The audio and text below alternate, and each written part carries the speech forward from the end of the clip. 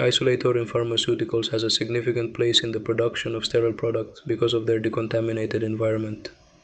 They meet grade A conditions and provide continuous isolation from its interior to the external environment. If we talk about their journey, aseptic processing has been quite interesting, taking us from traditional Class 100 clean rooms to modern isolators. Traditional clean rooms were widely used from the 1950s to the 80s. However, due to their limitations, a new system comes into play named Restricted Access Barrier Systems, RABs, which is more significant than the old one.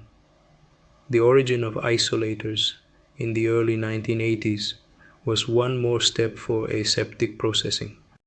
They are starting primarily as sterility test chambers. Their successful use in preventing false positives is shown by their introduction and acceptance into aseptic processing. Today, isolators are widely used to control areas and minimize the risk of contamination. However, isolators are more effective than RABs, which helps to minimize contamination and cross-contamination in the manufacturing area. RABs is of two types, open and closed RABs. Comparing the three, isolators stand out due to several advantages. One of them is the process of sterile gowning, which is required in traditional clean rooms and RABs. Now it is simplified for isolator operators. Isolators also make sanitization more effective and reliable. In comparison to the 3 to 4 log reduction achieved with wet chemical sanitizers in clean rooms and RABs, isolators achieve greater than 6 log reduction due to their use of gaseous sanitizers. Isolators can be classified based on their barrier type, size, and function. Their types include closed and open isolators, single-chamber isolators, multi-chamber isolators, and isolators integrated with other equipment like autoclaves and lyophilizer. Isolators can be sealed and sanitized using a gas or vapor, which leads to a high level of disinfection. Gaseous vapor sanitizers, such as hydrogen peroxide, ethylene oxide, nitrogen dioxide, and chlorine dioxide, are commonly used in isolators. Hydrogen peroxide is the most commonly used sanitizer in pharmaceutical isolators today. All sanitizers work by oxidizing proteins, nucleic acids, nucleotides, and other biomolecules, leading to cell death. Gaseous vapor sanitizers have a significant advantage over traditional clean rooms with wet chemical sanitizers, as they provide a 6 log reduction in bioburden compared to a 3 to 4 log reduction in traditional clean rooms. The gaseous vapor phase affects all exposed surfaces and is not dependent on the cleaning operator's performance. Vaporized hydrogen peroxide is produced from liquid hydrogen peroxide, which is heated to evaporate the hydrogen peroxide and water. In the isolator chamber, the hydrogen peroxide and water are in equilibrium between the gaseous and liquid phases. The temperature and humidity levels in the chamber affect the distribution of hydrogen peroxide. Visual condensation should be avoided, as it can affect the control of the VHP process. The VHP cycle in isolators consists of a total of 4 phases: dehumidification, conditioning, decontamination, and aeration.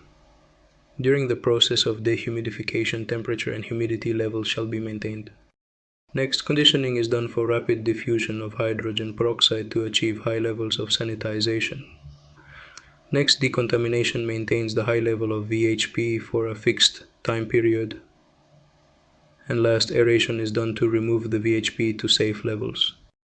The cycle should be carefully controlled to ensure effective sanitization and aeration. At BSM, we only use dry VHP and have discovered that 700 to 1000 ppm of vapor hydrogen peroxide are needed for 30 to 50 minutes to get a 6 log reduction of geobacillus.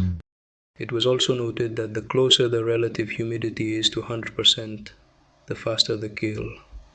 Bye should be placed in warmer locations, which are usually near where the vaporized hydrogen peroxide enters the chamber. Vapor hydrogen peroxide is used as a sanitizer in isolators due to its availability, use, and compatibility with many materials. It breaks down into water and oxygen, leaving no residues after sanitization and aeration. Hydrogen peroxide is also less toxic than many other sanitizing agents. Isolator chambers should be compatible with and non-absorptive to hydrogen peroxide. They should be appropriately sized for the equipment and materials, operation, and easy to clean and pre-sanitize. The majority of pharma isolators are made of stainless steel, 316 and 316L, and glass. Pharmaceutical industry isolators must comply with the Class A standards as outlined in the EU GMP classification of ZU 70197, Source 1. Gloves and glove ports in isolators are important parts of maintaining aseptic conditions inside the chamber. Gloves and glove ports should be installed to prevent glove integrity failures, chemical incompatibility, and long aeration times. Glove integrity tests should be performed before and after every activity in a filling isolator. Gloves should be compatible with the glove ports and fully extended without folds. Sterile gloves must be used inside the isolator gloves port. Openings, also known as mouse holes, are necessary for the ingress and egress of components and products in isolators. They should be sealed during sanitization and aeration processes.